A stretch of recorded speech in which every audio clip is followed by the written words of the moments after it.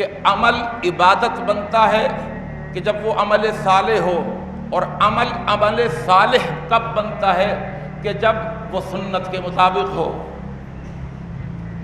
اور اگر کسی کو عمل صالح کرنے کی توفیق مل جائے، یعنی سنت طریقے کے مطابق عمل کر لے، تو پھر بھی وہ ابھی کامیاب نہیں ہوا۔ عمل صالح کی توفیق اللہ کی نعمت ہے۔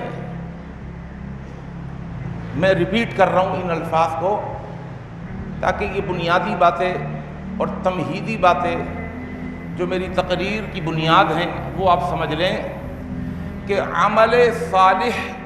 عمل صالح کو کرنے کی توفیق کا مل جانا یہ ایک اللہ کی نعمت ہے، لیکن اس نعمت سے بڑھ کر ایک نعمت ہے، وہ ہے قبولیت کی نعمت۔ اگر آپ کا عمل ہو، عبادت بھی ہو، صالح بھی ہو، سنت طریقے کے یعنی مطابق بھی ہو، لیکن اللہ قبول نہ کرے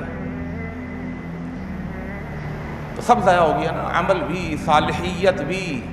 عمل وہ عبادت تھا، عبادت بھی، اس کی صالحیت بھی سنت طریقے کے مطابق کرا، پھر بھی وہ عمل ضائع ہو گیا۔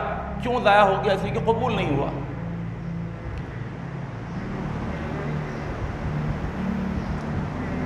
تو یاد رکھیے کہ عمل صالح کی توفیق اللہ کی نعمت، اور اس نعمت سے بڑھ کر اللہ کی نعمت ہے قبولیت کی نعمت۔